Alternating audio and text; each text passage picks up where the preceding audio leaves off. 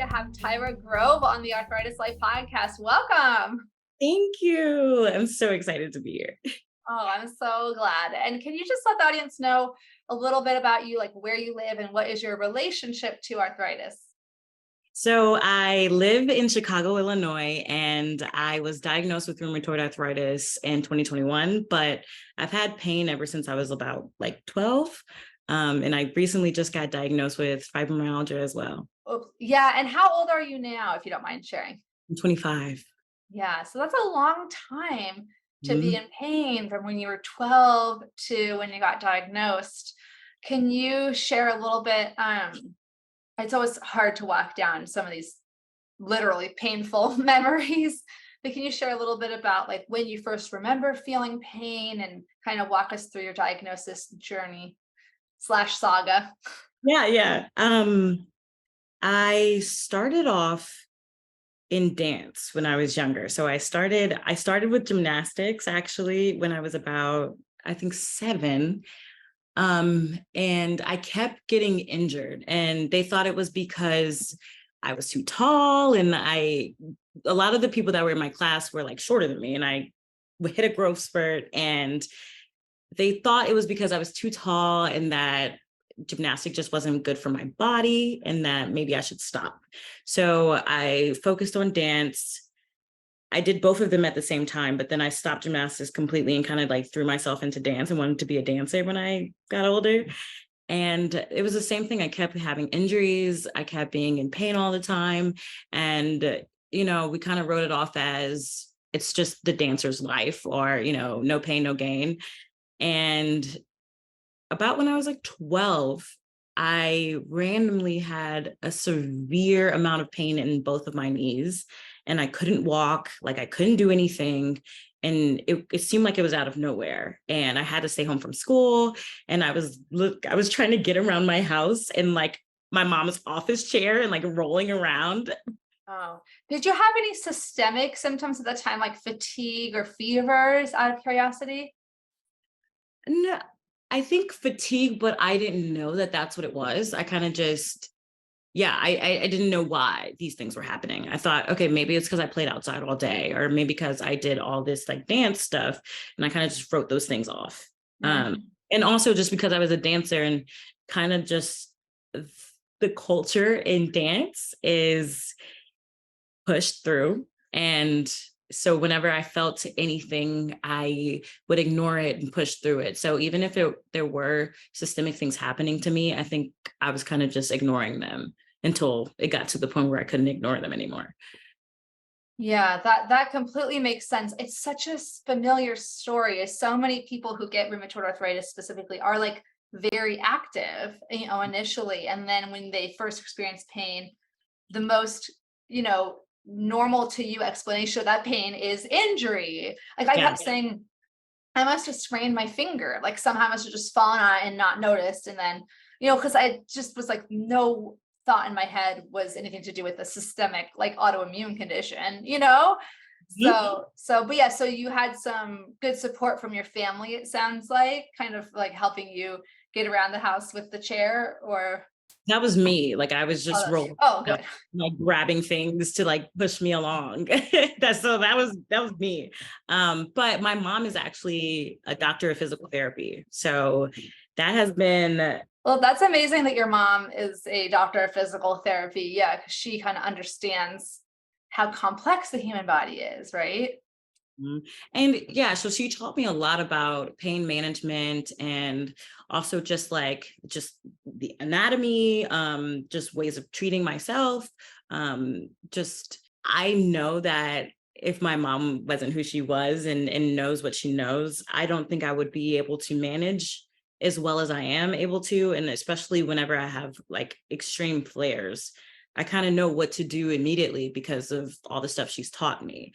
And and it's interesting because even though she does know all of these things, and she does know how to treat pain, and she does know how to like, strengthen muscles, and all of these other things and medical things, she still doesn't fully understand. You know what I mean? So it's like still that layer of disconnection. It's like my Hmm. pain is like something separate. Like she understands it in a way, but not always. Yeah. And that's common. I mean, I think I was trained as an occupational therapist, and I think both physical therapists and occupational therapists are trained to really be experts in the management and treatment of like acute pain conditions, like injuries and rehabilitation, where you're at your baseline, your prior level of function, you get injured, and then your goal is to get back to that prior level. Right. But with chronic conditions, that's not the case. And we do get some training in it, but the meat and potatoes of our training is in the cases where you're going to get back to that previous level or close to it. So yeah, it's a totally different mindset. Yeah, and like in the amount of physical therapists that I've cycled through because they didn't understand that, and also because some of them were before I got diagnosed. So I had this like cyclical thing happen where I was doing good, making progress, and then all of a sudden like my progress was completely halted, or there's a period where I just kept having pain. And these therapists that I had either thought I wasn't doing my exercises, or I wasn't actually sticking to the program, or they just gave up on me and they felt like it was helpless and their time was being wasted, or they got frustrated and overwhelmed with like the amount of things that were happening to me. That's such a hard place, because it's like, why blame the patient? You're doing the best that you can. I think it's definitely something a bit toxic, I would say, in our field. The whole field of medicine sometimes tends to, I would say, instead of confronting the fact that maybe sometimes people can do everything right and still have pain, it's like, that's the elephant in the room, right? Right. And a provider that understands that is like worth the weight in gold, because others are like, well, you must be doing something wrong. Or like Dr. House, all patients lie. It's like, no, they don't. Right. And it's like the fact that something has to be wrong with you, or like your pain is a sign that you're doing something wrong. I feel like it's just so unhealthy just to put on people and for people to feel, because whenever I had or have setbacks, there's this element of shame that I have to work through every single time. And I feel like people who experience chronic pain, we don't need to have that. We don't need to have that shame, but I don't know. I always get confronted with it all the time. Yeah. And I think, this is a weird way to look at it, but this happens a lot in my like Room to Thrive support programs, where there's this double-edged side of thinking that everything's under your control. Because if it's under your control, then that gives you hope that you could do something about it. But if it's under your control, then that means a flare-up is your fault. So yeah. So in order to acknowledge that the flare-up wasn't your fault, you have to realize that there are things out of your control. And that's really scary for people, right? So it's hard. And then there's so many things in physical therapy that I know and I hold close to my heart, and I try to practice every day. And I recently switched to a new physical therapist because the one that I had wasn't helping. And she was kind of doing the work of reminding me of those things. And I remember leaving and feeling so mad at myself because I'm like, why did I let this one thing go? Why didn't I stop doing this? And why haven't I been doing this one thing every day? And it's like, it's okay. Like if you're dealing with all of these different things and trying to live life and like deal with pain all the time, it's like, of course you're going to let some things go sometimes. And like, I don't have to feel shame and guilt because I'm not being the perfect patient or like the perfect pain manager. Like it's just, yeah. What I'm hearing you say is like self-compassion, Mhm. like, and, the reason people don't do their exercises is because they're human. Like, we're not robots, and that's normal. It's normal to be human, and exercises that are given to you that aren't relevant or meaningful to you are much less likely to be done. So yeah, I think there's so much complexity to it. But I was going to ask before I forget, so you got treatment for like the pain, but no one really knew the underlying cause was like an autoimmune process. How did you eventually get to that diagnosis in 2021 of rheumatoid arthritis? Okay, so I kept going to so many different doctors, like just so many. And I would go through a process of finding a doctor. They would tell me that this thing was wrong with me. It was a wrong diagnosis. Then they would find out, try to do a plan of care. It wouldn't work for me. And then a lot of them ended up ghosting me, or just like their office wouldn't take my calls. They wouldn't take my calls. They wouldn't write back to me. They wouldn't answer my emails. And so then I would, be left to try to find another person to care for me. And a lot of the things that I got confronted with, because I started off with dance and I'm an actress and like I'm very active. So, and I was young at the time. I was, I started searching for a diagnosis between the ages of, I think, 17 up until when I got diagnosed. And so I was always confronted with, okay, you're really flexible, you're really strong, and you're young. So maybe it's like tendonitis, or maybe it's like something simple. Like there's no way it's something bigger happening with you, like you're healthy. And so, I was just being thrown everywhere, trying to get x-rays, MRIs, and it was just, so finally, after I got a few like procedures to fix a diagnosis that I didn't even have, I went to this doctor, and I remember he came into the room and he looked at my x-rays and he looked at me, and I had on my wrist braces because my hands were really flared. I was in a wheelchair, and I was at the point where my mom really had to do everything for me. Like physically, I couldn't do anything. I couldn't wash like my own dish. I couldn't really bring my spoon to my mouth. I couldn't, like, she would carry me to the bathroom. And when I showered, she like put me on like the shower floor, and I would go from there. And like, I couldn't even like wash myself with my hands. So I was, in so much pain. And that's where I was. And that's how I was functioning. But in front of this doctor, he immediately looked at me as if everything that I was doing was a lie. And she was like, you're young, you don't have arthritis. These MRIs don't show arthritis. If something's wrong with you, maybe it's systemic, but it's not arthritis. I don't know what it is. You're going to have to like go to Duke or something to find out what is actually wrong with you, but it's no form of arthritis. So I went back and I told my mom this, and I was just so insanely confused. So then my primary care retested me for the RA factor. I think first time I got it, I think it was negative, but when we did it again, it was positive. So then she referred me to a rheumatologist. And then after seeing him twice, the second time, he told me that I have RA. And then I started different medications, which was a whole nother journey. It's like the diagnosis journey, and then there's the treatment journey. But, it is important for people listening who may be not diagnosed yet, or in the process of trying to find a diagnosis, to know that, only 40% of people 40 to 70% of people, they say, are positive for rheumatoid factor at their diagnosis.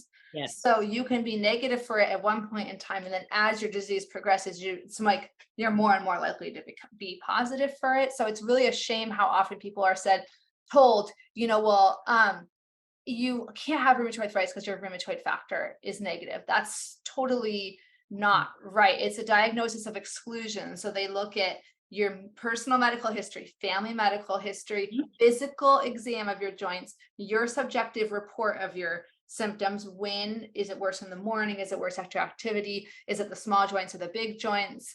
Is it bilateral?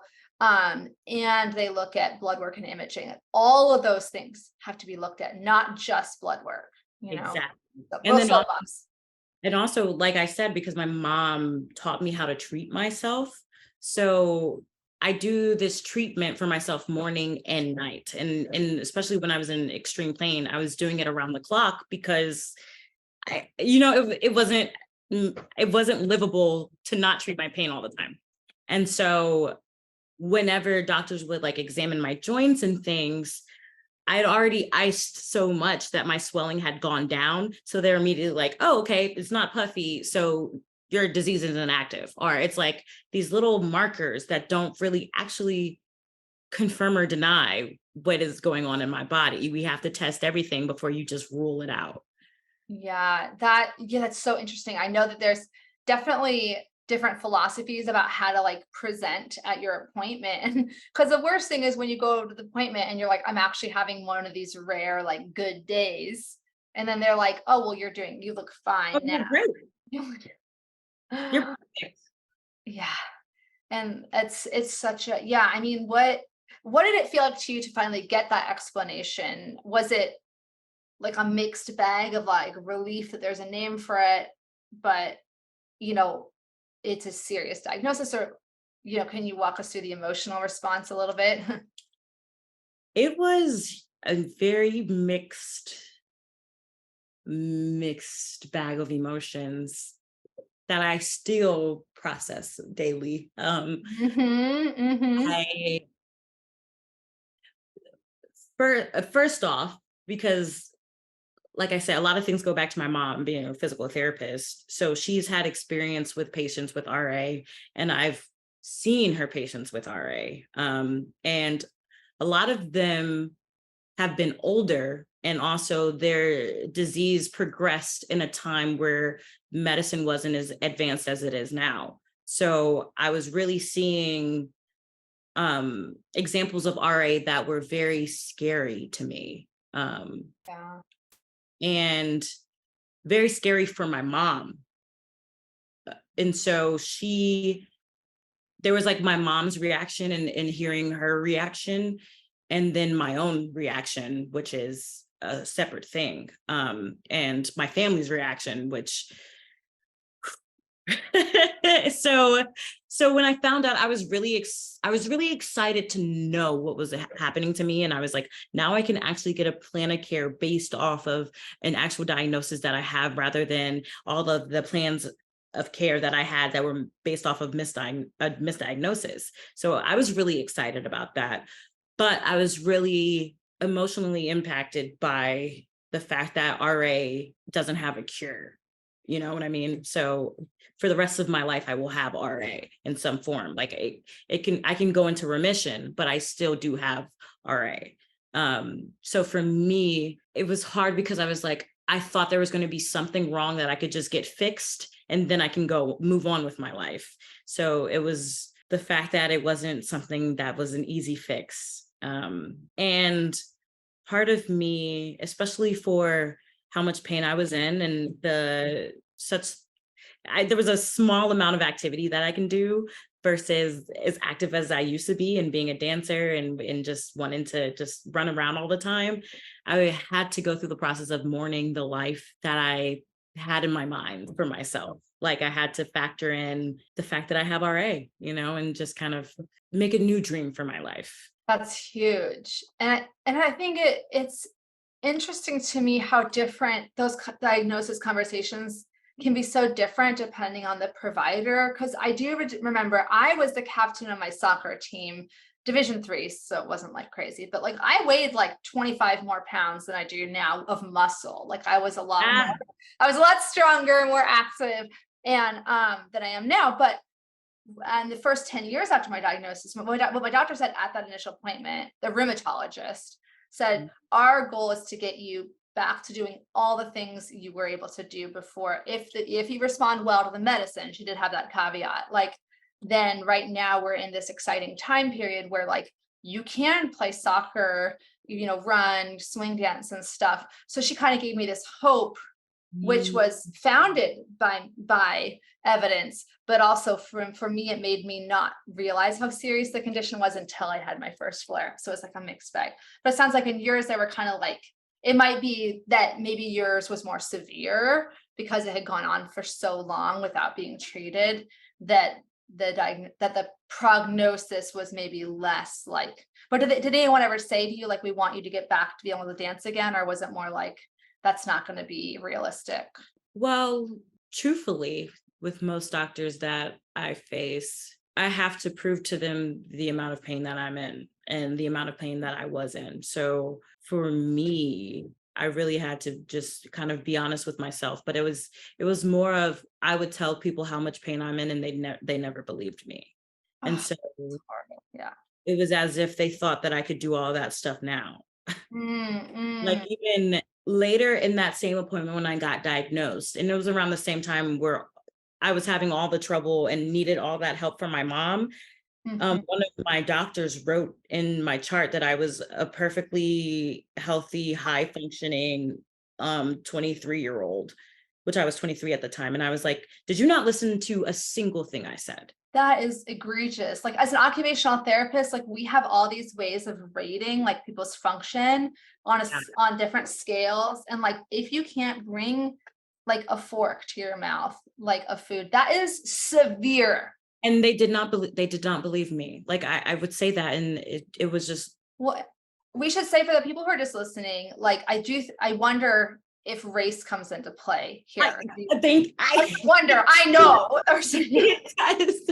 And also to add to this, like I am very independent, and a lot of the things I have to do alone. So it's like I'm going to these doctor's appointments and I have to go by myself, or I have to do these things by myself. And so even when I'm coming to an appointment, and because my hands are so bad, I can't roll myself in a wheelchair. So that means I do have to walk in.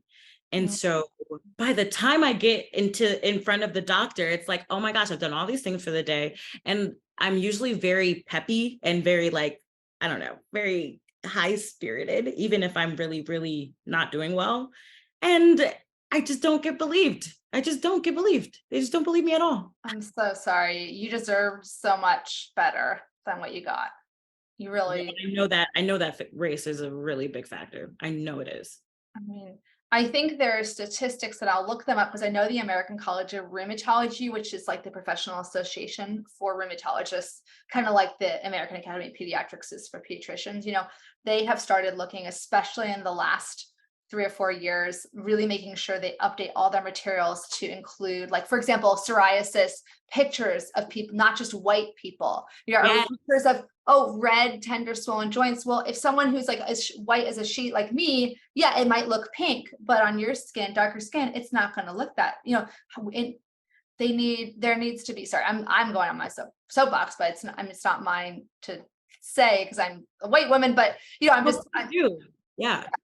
Okay, yeah, that's true. I know. I get like talk myself into circles when I think about this, but there needs to be better treatment and better women need to be believed. Black women need to be believed. And like you're saying, so yes, because I was having a lot of discoloration in my feet and in my hands. And Mm. so for me, my version of discoloration versus a picture that even when I was like telling my doctor about it, he was like, oh, well, if it doesn't look like this, then you're good. But it's a picture of someone who is white. And I'm like, my skin is never going to look like that. But Yeah. I'm telling you that the way it looks normally versus the way it is looking now is different. And so like I can tell you that for my body something is going on here, and like even when I'm googling things and comparing, can you hear that? No. Okay. But yeah, even when I'm googling things and I'm comparing them to these pictures of people that don't have the same complexion as me, and so it's not going to look the same. Yeah. Yeah. And there needs to be better representation of different, racial groups within the doctor population as well for and the therapist, physical therapist, all the different medical, providers. Because if someone had understood that, And more. I have had a doctor who was Black, who was my rheumatologist. And when I started having discoloration happening again, and he looked at it, he was able to really like notice it and say, like, this doesn't look right. And it was a completely different response from the other doctors that I was telling about it. Yeah, think about the time that some of them, if they've been practicing for 20, 30 years, yeah, they really aren't up to speed sometimes with, their education was not racially sensitive or racially competent. I don't even know what the right word is, but so yeah, the statistics are just really like in general, autoimmune diseases, whether you're male or female, are like take 3 to 6 years to get diagnosed, but it's way more. If you're female, it's gonna take longer, and if you're not white, it's going to take even longer, basically. So you kind of have all these strikes against you, and without it, and with no fault of your own, obviously, Yes. and it's just so unfair. And then it's like, okay, you add on to the factor, like you said, if I'm Black and I'm not being believed, and then also too, if we add in the financial element of, I was facing a lot of financial insecurity, so I'm being forced to work and provide for myself, and so of course I am doing all of these things. And then also when I get to the point where I'm in front of a doctor, I know that I have to be my own advocate. Mm. So it's still presenting a face of someone who is still doing so many things and juggling so many things, but like that doesn't negate how sick I am or how much pain I'm in. It's just like all of these factors that just run together. And also too, like if I'm by myself and I'm being independent and I'm coming in front of a doctor, I don't have another person with me as a witness to speak to how much pain they watched me be in. I Yeah. was kind of just in my apartment with my pain alone, struggling. I feel like that is a thing too. So true. I really think it's like it sounds silly, but if a tree falls in a forest, no one hears it kind of thing. Yes. Like I can really relate to that because I'm like very extroverted and I like to share about my life, but I don't enjoy intrinsically sharing like the worst moments. Those are all private, but it's like, but if no one ever sees it, if I don't ever talk about it, then they don't. But that's more about me sharing publicly my Yeah. story. But in your case, I think I have the privilege of, at this stage, I've had rheumatoid arthritis now for 20 years, but I was diagnosed when I was 21. Mhm. And I am believed, in most of my interactions with the providers that have known me. Now, I did go to the ER, and that's a whole other story once, but I've only been to the ER I once. have our story too. Oh, I was, yeah.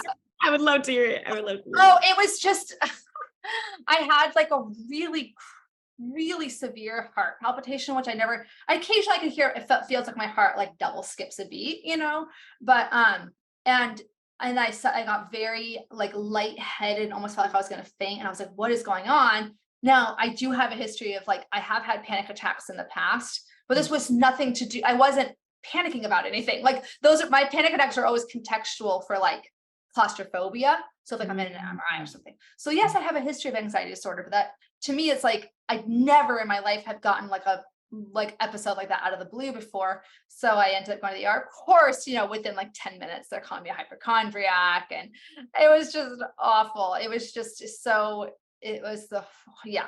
So it was a bad feeling. And it turns out, I remembered it later on, a couple of days later, that I was like, you know what? They were, ironically, because I know there's some construction going on at your at your place. I was working that day. I was at an elementary school, and someone on the floor above, I don't think they were doing construction, but they had dropped something really heavy and it had made a really loud noise. So I think my explanation looking back was that it's like an exaggerated, have you ever heard of like the startle response? Like, how infants do that, like when they're shocked. I think and then their heart rate goes high because it's like it was actually like a startle response. I think my body just suddenly like released like a ton of adrenaline that made me like lightheaded, and just my heart did skip a beat or have a palpitation, but it wasn't a symptom of anything else. But I actually asked him before we left, just because I was like, I know you're saying that my EKG was good and everything, but given that I have this diagnosis of rheumatoid arthritis, which comes along with heart issues, I was like, is there anything else I should be looking out for, like in the next few days? This is all new to me. I've never had any heart thing before. And he's like, you know what? I don't actually want to tell you anything it could else be, because I think he literally said, you're the kind of person that if I tell you, you're going to like just worry about it. So egregious. I was like, who died and made you my therapist? Like, I already have a therapist who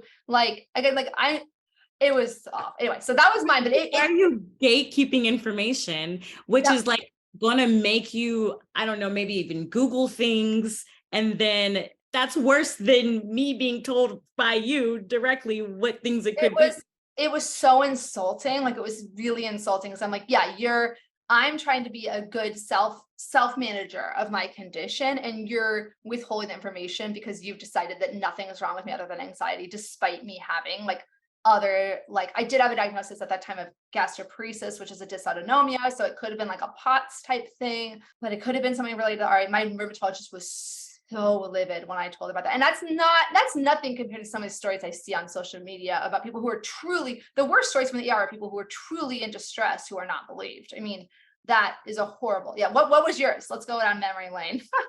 So when I first got diagnosed in 2021, the first thing that I was prescribed, I don't want to say what it is, but the first thing that I was prescribed caused me to start having seizures. So I took it for about 3 days.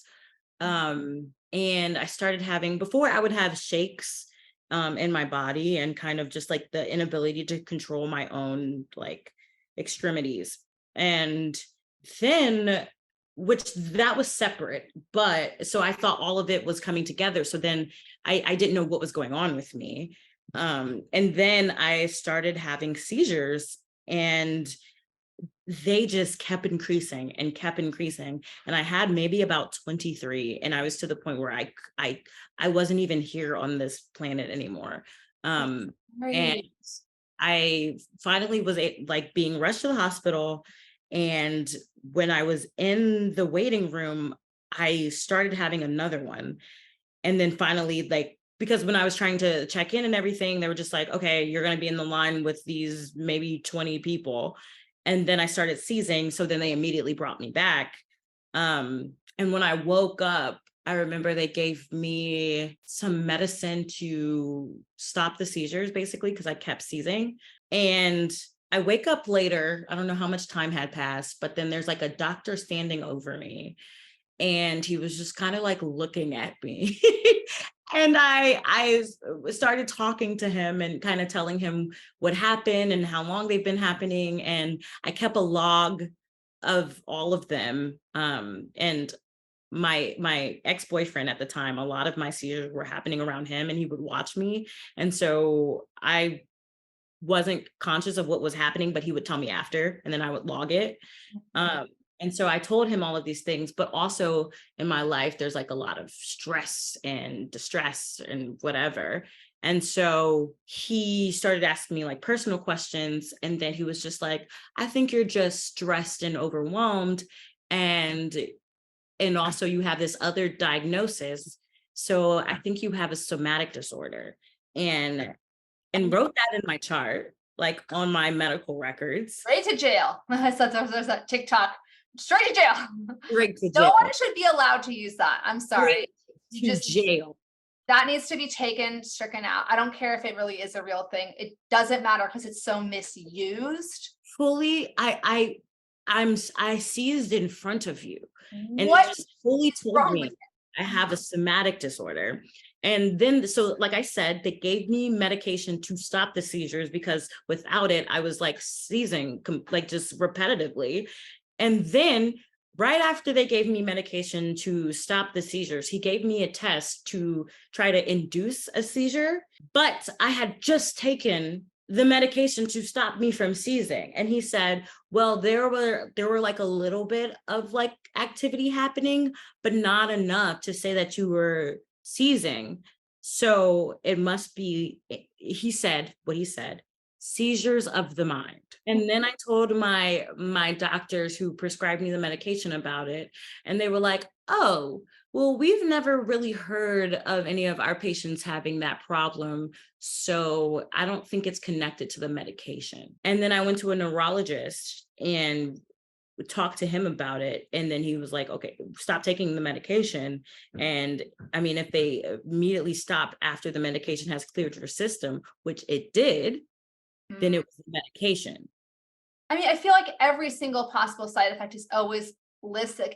It's like constipation, diarrhea, seizures, lack of seizures. Like it's everything. So, or you could be the first person, and that's okay. I could be the first person. Yeah, that reported it. And also, it's not like no one has ever had seizures because of the medication. It's just not common. Oh, that's my least favorite thing. Like, it doesn't matter how common something is if you're the person it's happening to. Because when do things get reported if there's not a first person to have it happen to them? Yeah. Yeah. Oh, I cannot believe you had a seizure in the ER and they still didn't believe you. I'm sorry. I'm like, what? It was insane. It was Ah, I was like, I understand not believing me with pain that is invisible. You know what I mean? I right. could rationalize that in my head, but to full out seize in front of somebody and then be immediately told that it is a seizure of the mind, Yeah. You that have, is just oh man, I'm so sorry. I don't know if you've ever gone over these experiences in therapy, but I was shocked when I went to therapy. I went to therapy for the first time for quote unquote like postpartum depression. I'm saying that because that's what I thought it was. I didn't really think it was depression because I wasn't sad and I thought depression meant sadness. But I was like just constantly irritable and just didn't feel like myself. And I was like, okay, I have permission to go to therapy because it's postpartum and there's all this awareness about postpartum therapy, issues. And I thought I was just going to be talking about transitioning to my role as a mom. And oh my God, within like 2 sessions, everything ended up being all roads lead back to me having to finally process some of the shit I had gone through as a chronic illness patient. And again, and if you, by the time this episode comes out, episode 100 will have come out, which was my diagnosis story. Where I have my parents on the episode, and in terms of looking at it from an intersectional point of view, we had socioeconomic privilege to the degree that they made the financial decision. It wasn't like it was an easy decision. It's not like we're like, the CEO of Boeing or something, but they hired a concierge doctor, and that wasn't as common back then. And that was like the doctor that's like, they'll answer the phone 24/7. And even she said at first, I think you're just anxious. Like she didn't think anything else was wrong. But then she eventually diagnosed my RA when I started having more joint symptoms. But all of this is to say that I have gone back in therapy and really revisited a lot of these, the trauma of not being believed, even when everything else is going for you. Like it's just, there's nothing quite like it. My heart goes out to anyone right now who's experiencing that. it's really tough. Like I think it starts to, for me, it started to, I'm like, well, am I wrong? Is this in my head? Well, maybe my pain is not that bad. Maybe I need to hide it, or just, I'm Mhm. just like, no one's gonna believe it, or no one wants to talk about it. So then this is private. And also with my family, they I think sometimes there's this thing that's like, when you speak something, it gives it power. Mm. So for a long time, some of my family members would not say my diagnosis or speak my diagnosis, or even, talk about it to me as if I had it. And they would tell me, I'm not claiming that over you. I'm not claiming that that's something that you have, because then it would have power over you. And so it became such a crazy thing in my head of, I just don't even know how to process this anymore. Mm. It sounds like kind of the old fashioned, like almost like subtle ableist way of looking at things like, well, you'll just, I have RA, but it doesn't have me, or I'm going to conquer Right. it.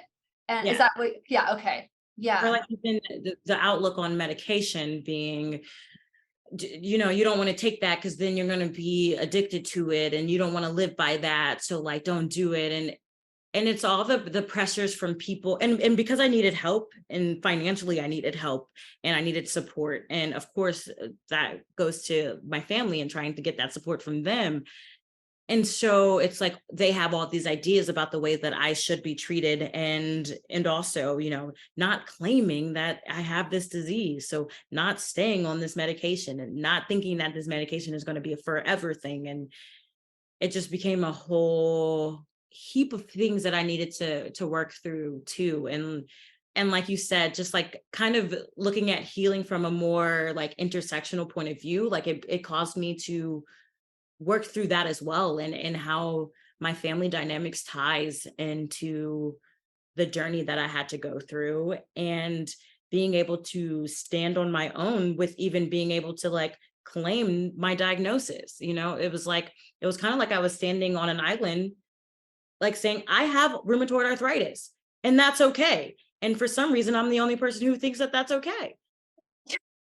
Well, because yeah, it's so, the way I see it is it's like, if you think that having RA makes you less than, like less worthy, less capable, then you're going to be afraid of it and be like, oh no, like you just need to rise over it or conquer it or whatever. And then you can lead a good life. But what if this is just something in your life that definitely has a gigantic impact on your life, but you are 100% just as worthy of love and respect and just as valuable a member of society with it, with this condition.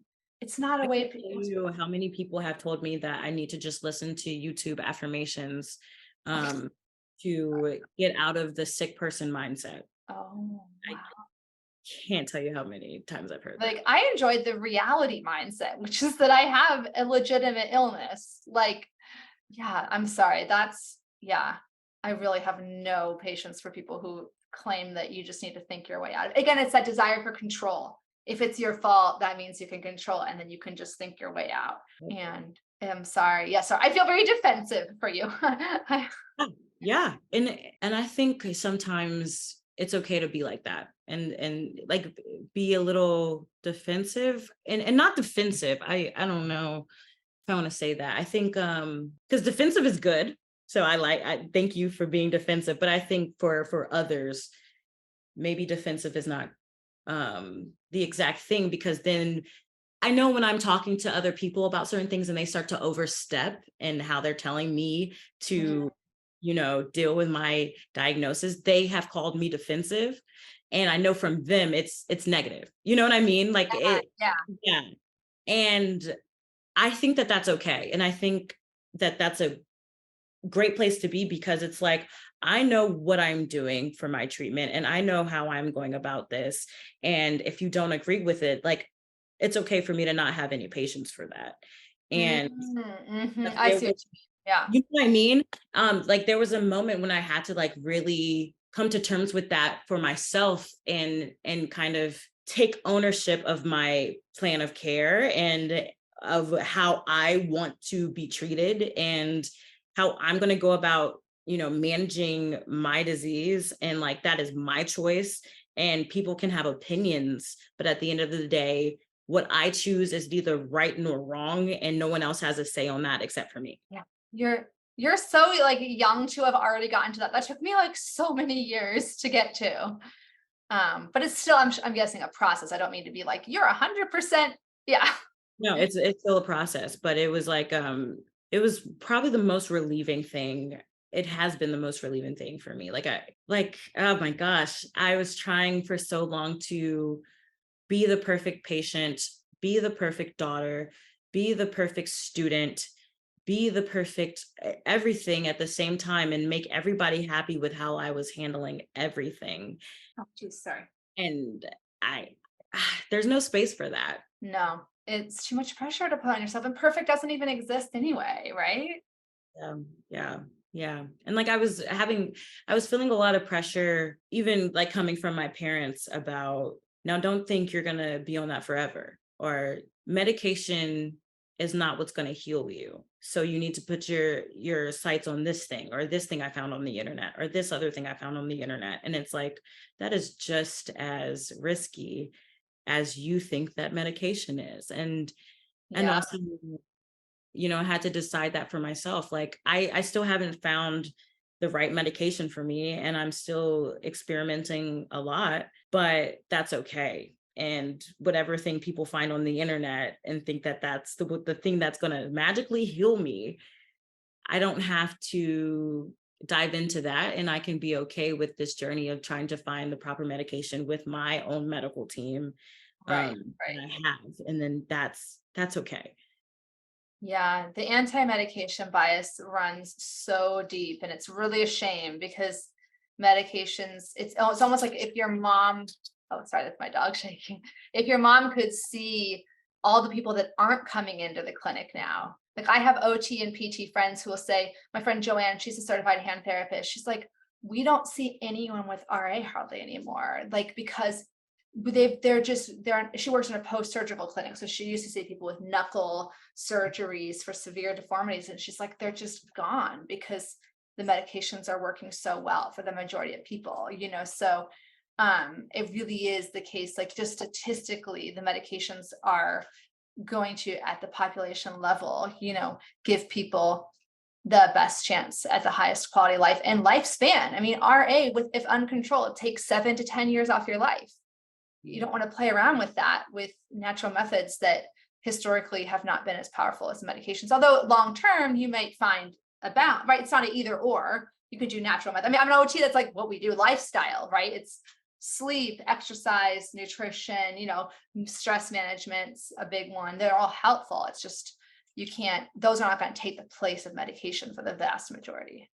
And also the thing to add to that too, because of like my financial situation and having to constantly work and having all of that stress on me already, and the process of finding and trying different medications, it's like there's no time that I can, set aside for this medication to not work for 6 months, and I can't do anything, and I have no way to care for myself, to pay my rent, to do all of these different things that I have to do for myself. Like, my doctor is like, okay, this medication is not working for you, let's switch. And I'm like, oh my God, because there's a chance that this is not going to work for me, and I'm going to be stuck in my bed and not being able to do anything.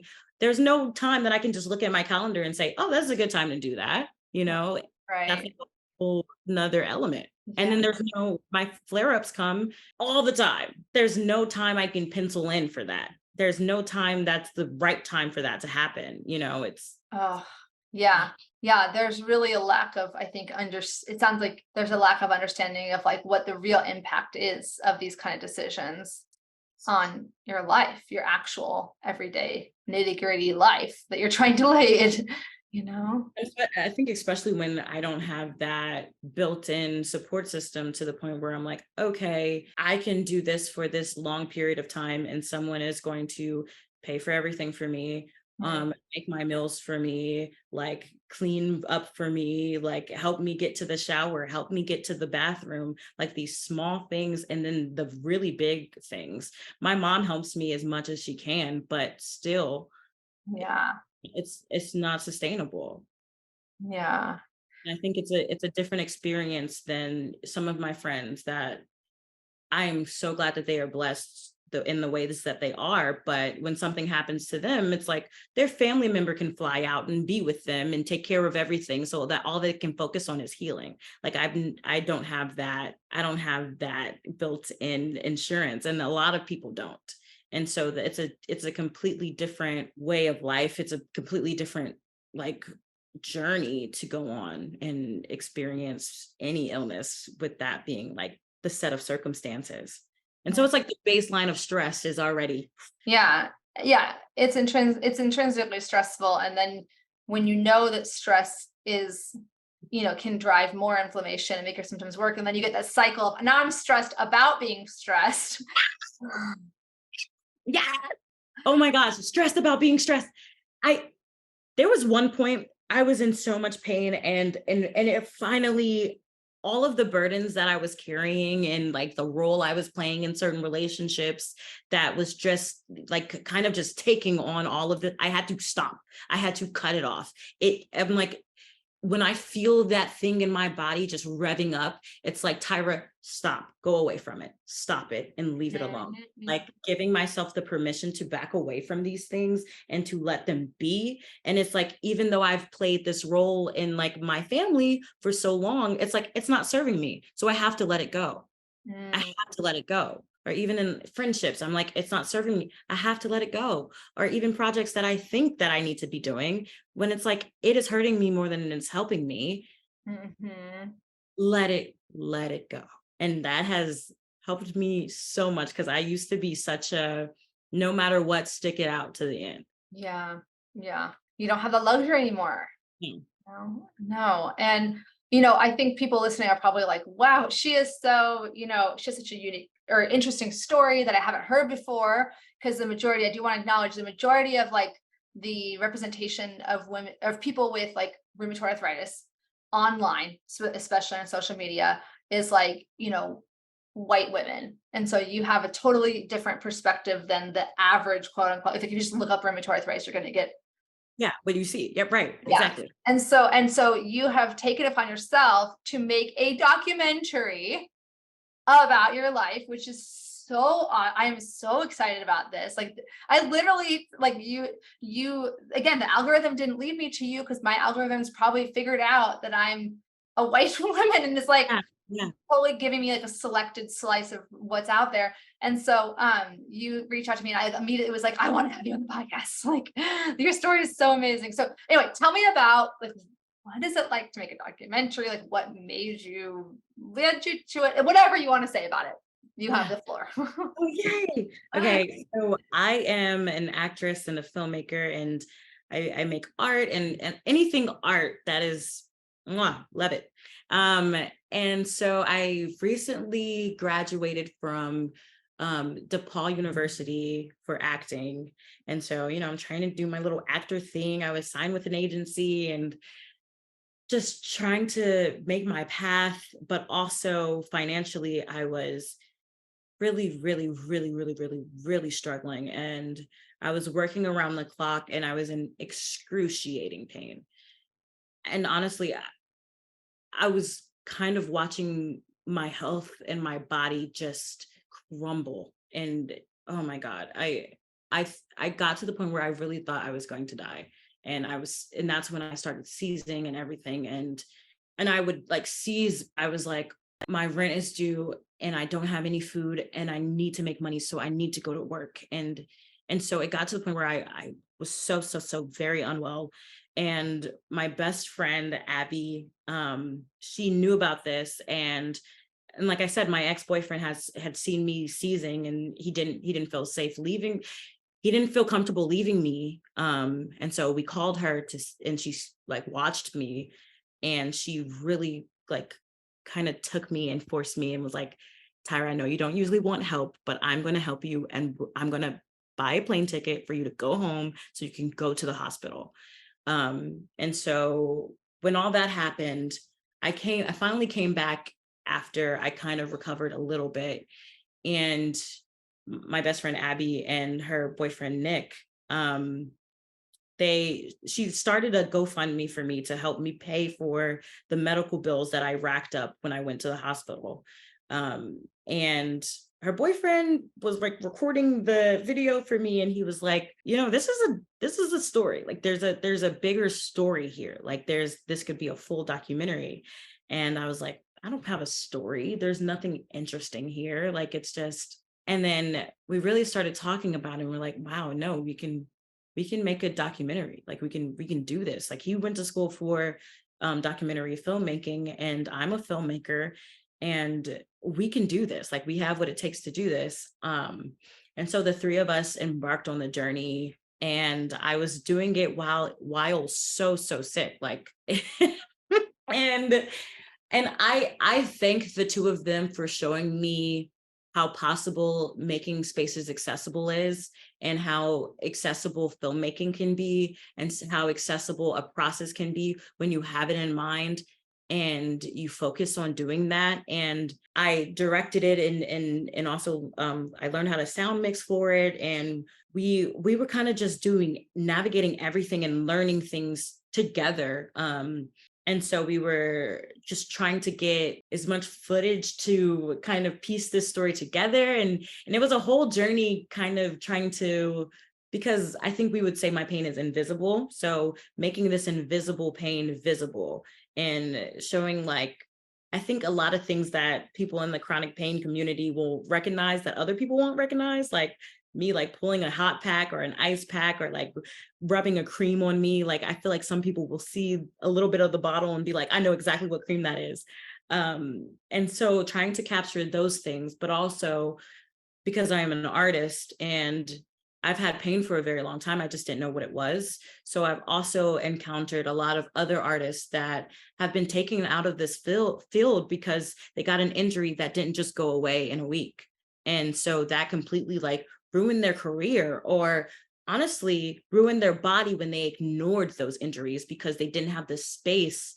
Because a lot of times we treat artists like they're just expendable, and we don't give people the proper maintenance tools or even just setting them up for success. And so I wanted to make this documentary to be, number one, representation for artists dealing with chronic pain and disability and being in artistic spaces and making artistic spaces accessible, and like what that journey even is, but also just boiling it down to what is it like for somebody with chronic pain to exist, especially in like this society that is very, very ableist.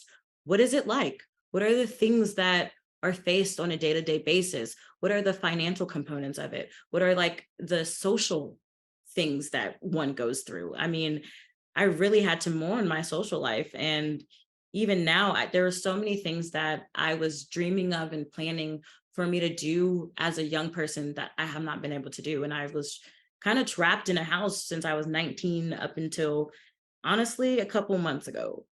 um, and I still am in a way, but trying to figure out those ways to make things accessible for me. Like, it's just like giving myself the freedom to do things in a creative way in order to make it possible for me.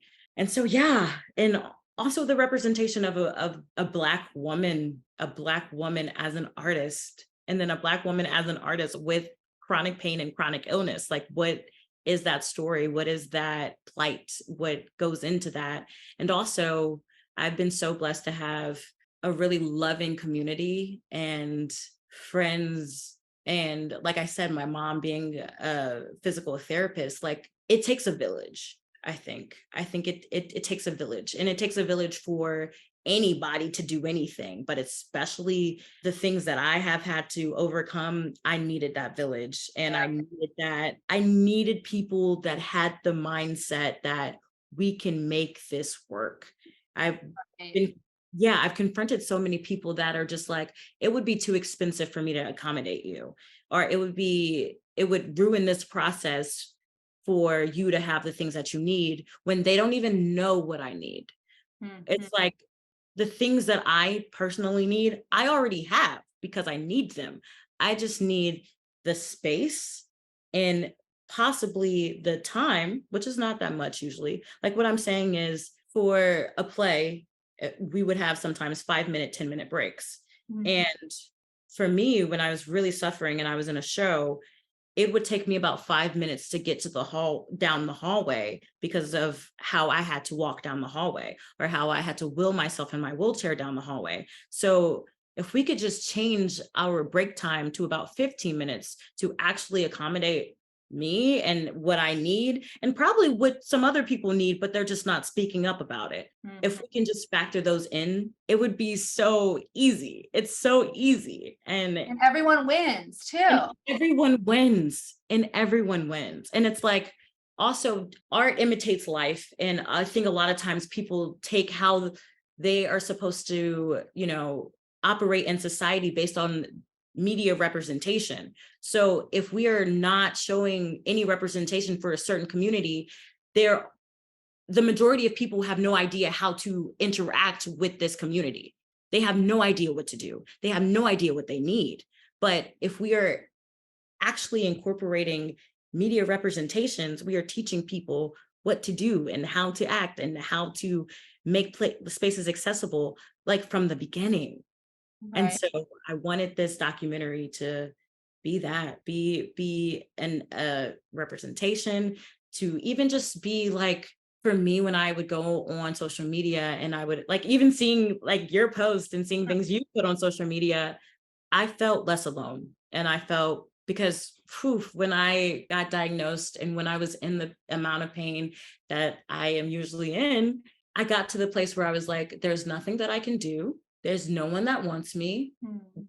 This amount of pain that I am in is not worth I'm living through. It's no longer worth living with everything being out as it is. But then when I started to, be in groups and be in community with people and seeing representation and seeing that I'm not alone in this feeling, I'm not alone in like this symptom, I'm not alone with dealing with these things, it reminded me that I'm okay, and I'm not alone, and I'm special, and I'm worthy, and all of the things that, seeing the mainstream ableist, like representations of what life is supposed to be, that really kind of ripped my joy out of me, it started to feed that back. And I want my documentary to be that for someone, you know, if it's just one person, I think that that's insanely successful. Oh, well, and I've seen the kind of the 5-minute like preview that you have of it. And it's so for those listening,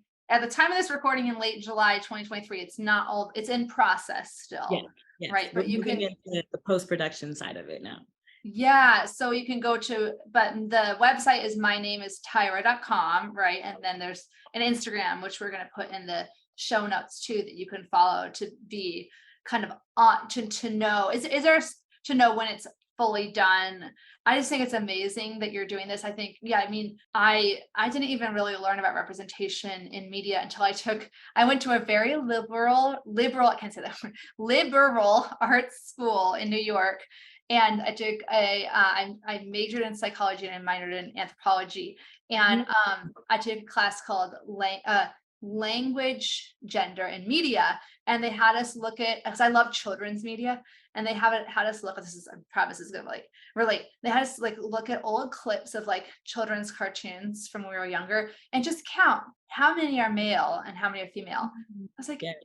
the default person / character in every single piece of media that I looked at, it was like the Smurfs, 19 men, 1 woman, Looney Tunes, 10 men, 2 women. It's like, wow, just from gender representation is so skewed towards men. And then when you look at race and disability is just completely Oh I my mean, God. there's maybe one person, a token person in a wheelchair, very occasionally. And for the vast majority of those, it's like, they didn't let that stop them, like that ableist narrative, Exactly. And that's what I've been confronted with too, just like socially is, yeah, it's that story of, okay, they were in a wheelchair and then miraculously because of their sheer strength or just like some miracle magical thing that now they can go off and do these things. It makes the majority of people not know how to deal with someone who has a chronic condition, because I even saw in like my community of, oh, okay, we understand what's going on with you and we can be sad about it, and then in 2 weeks you should be healed and we don't want to hear about it anymore. You know what I mean? Like, it's just like, oh, why are you still talking about this? Yeah, when are you gonna get better? It's so, I actually had this idea of a children's book. Maybe I'll speak it into the universe, and if someone else beats me to it, more power to you. But my idea is like, some owies don't get better. Like Mm. their whole life we're sold this idea that you get an owie, but it's okay, you go to the doctors, they make it better. No, Yep. they don't always make it better. Sometimes you get sick and then you get a little bit better, and then you get a little bit worse, and you get a little bit better, and you get a little bit worse, and it's up and down the rest of your life. There's like Yes. no conclusion to the story. Like, Yes. Yeah. Like, it's like when people see me with my ice packs, which I do like twice a day, they're like, oh, what happened? And then yeah, it's like, or I and then see. they Yeah. see me in a wheelchair one day, and then like if I'm up and I'm able to walk, they're like, oh, you're so much better. Oh, I know. I've done the same thing too. And I think it's so complex. I've Yeah. done it to other people too, because it's like, yes, it's not the kind of thing where like, let's say compare it to autism, where it's like, let's say there used to be the person first language, person with autism. Mhm. Now the pendulum has swung where the autistic community prefers to, first of all, have identity first language. Like, I am autistic.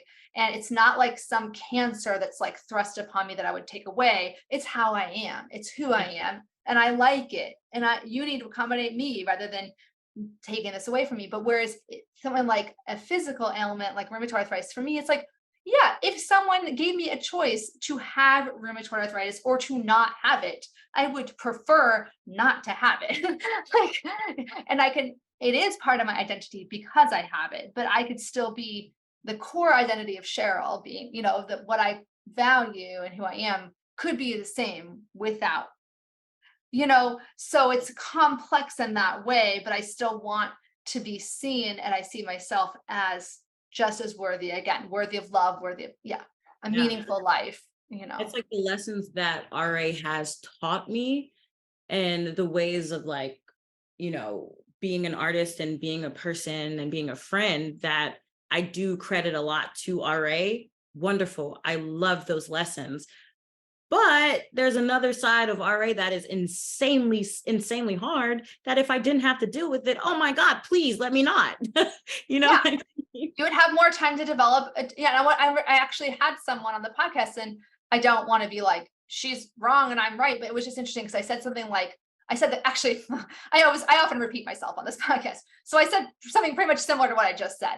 And I was like, my life, I don't want to sugarcoat it. Like, my life would be easier if I didn't have RA. And she's like, no, but it wouldn't. Like, you'd still like, no, it would. Like, if you held everything else equal, yeah, it's okay to admit that. Like, this is a barrier to my function. Like, Yes.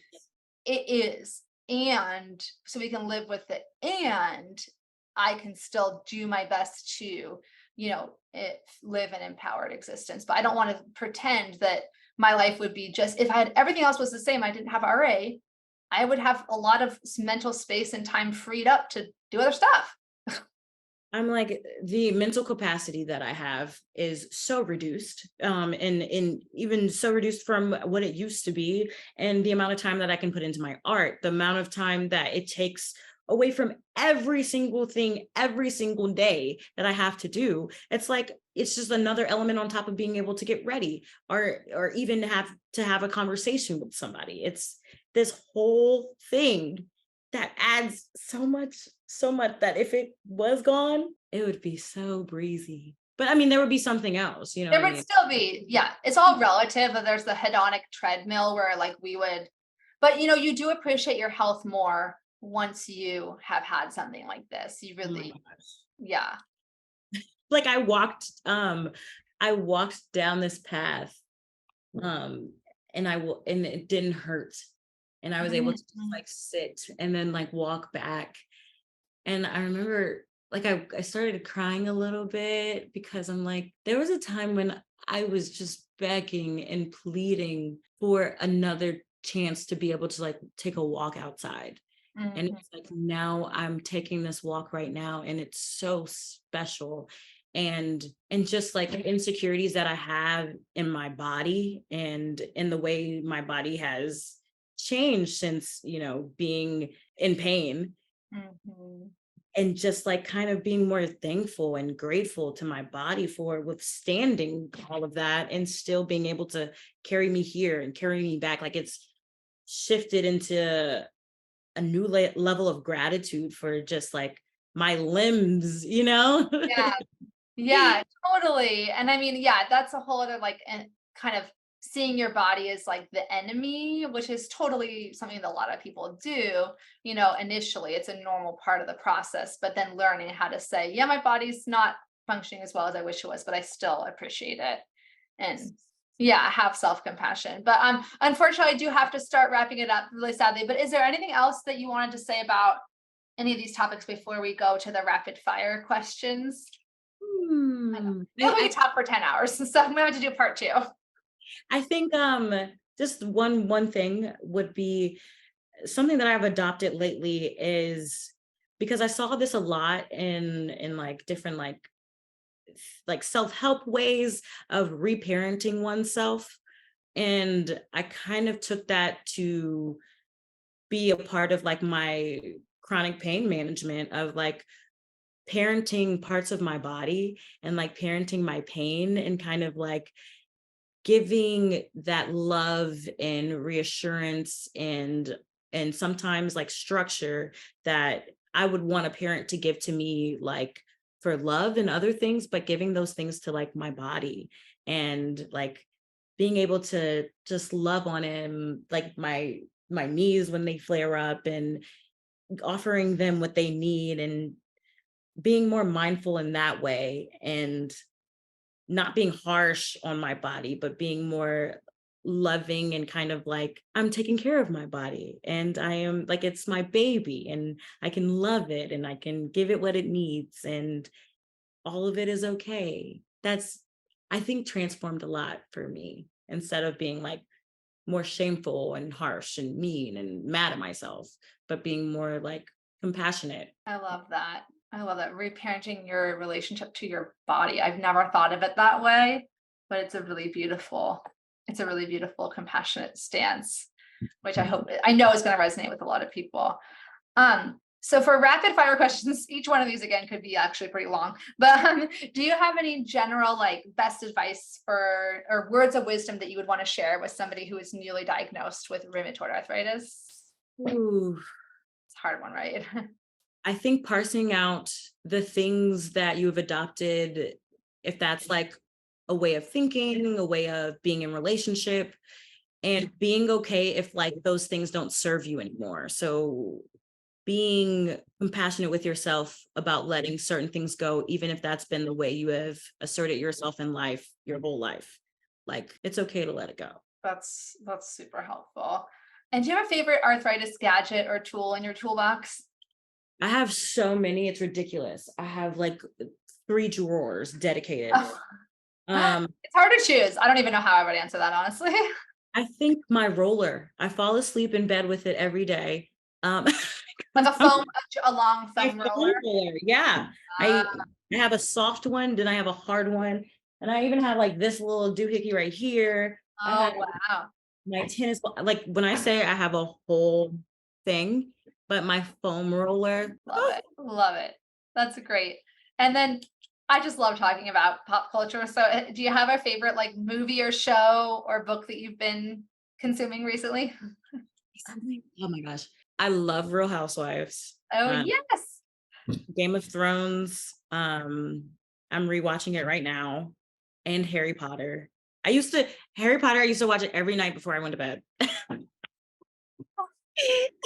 Bedtime ritual. I love it. My son's really into it right now too. And I've been reading them to him, which is fun. He knows how to read, but it's like a, bonding activity. And then do you have a favorite like mantra or inspirational saying when things are hard? Ooh, mantra. Mhm. And if you don't, that's okay. I do have one that's also on my Instagram. And it's like, what is it? The reward for conformity is that everyone likes you except for yourself. And I think that kind of relates to some of the stuff we've said with even like treatment and trying to conform to certain things when it just is not what you need. Yeah. So don't reward people, like reward yourself. Love that. I love that. And then last one, what does it mean for you to live a good life and thrive with chronic illness? It means knowing what my body needs and having the means to provide those things. And if not my first option to provide for myself, having a way to kind of adjust and find a different way to give my body what it needs.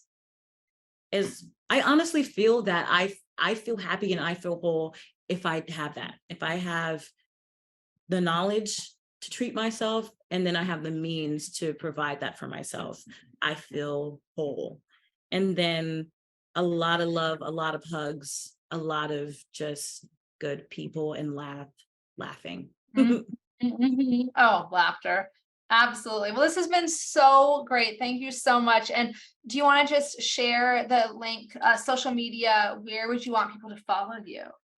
I would love for anyone to just check out my Instagram for my documentary, which is My Name is Tyra Doc on Instagram. And then our website is mynameIsTyra.com. But on our Instagram, we'll just continuously update everything. And then my personal Instagram is at 3_VXCC. And my full name is Tyra Grove. Okay. Thank you. Yes, absolutely. And I'm going to be following, well, I'm already following you, but I'm going to be making sure to like share, whatever you share about, where the documentary is. And if you like go to like a film festival, something that would be so cool. I'm just really excited for you. And I think this is such an important thing for the like rheumatoid arthritis community at large, to have that artistic representation. And so I just applaud you. I know it's so much work. I mean, it takes me a long time to make a 45-second TikTok, so I can't imagine a full documentary is a lot of work. So I know you had an Indiegogo page, but that's not up anymore. Is there any way people can, if they want to support it, is there a different page? Yes, absolutely. So there's a link tree. I have a link tree with all the links Oh, on it. And I can also, like, you can find it on our website, and you can find it on my Instagram page. And you could always Venmo me or Cash App me. And if you don't feel comfortable with doing that, you can personally message me, and we can, talk about it and say what the best way to send something is, which could be like a Zelle or, whatever, or even sending a donation to a PO box. I can list that as well. okay. Oh, that would be perfect. Oh, this is so great. Thank you again. I will definitely be watching, tuning in. And I know it's always a lot of it's emotional labor to go back and share these memories. So thank you for taking the time to do that for the people out there who are listening. So thank you again, and hopefully we'll follow up soon. Bye bye for now.